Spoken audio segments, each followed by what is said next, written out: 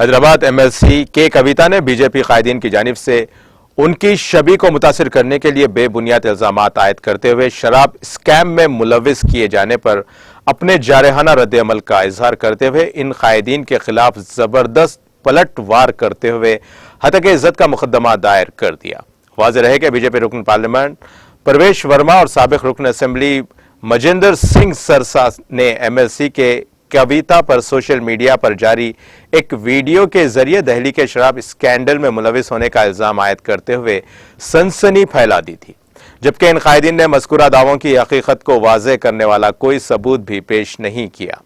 قبل ازیں MLC کے کویتا نے بی جے پی کے ان قائدین کو انتباہ دیا تھا کہ وہ ان کی ساکھ اور حکومت کی شبی کو متاثر کرنے جیسے واقعات کے خلاف ہتک عزت مقدمے کا سامنا کرنے کے لیے تیار رہیں۔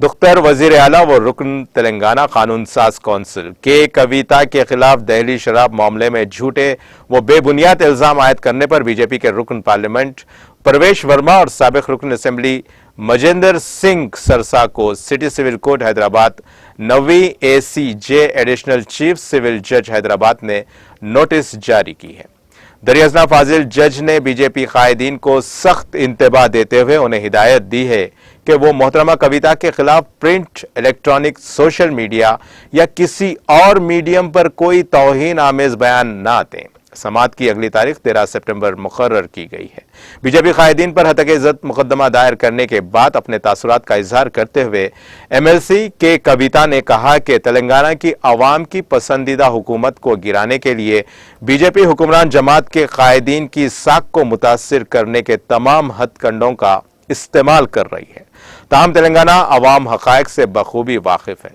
عوام جملے باز حکومت اور عملی اقدامات کرنے والی حکومت کے فرق کو بخوبی سمجھتے ہیں۔ انہوں نے کہا کہ بی جے پی کے تمام ہتھ کنڈوں کا منہ تو جواب دیتے ہوئے فرقہ پرست جماعت کے ناپاک عزائم کو بغیر قیمت کامیاب ہونے نہیں دیا جائے گا۔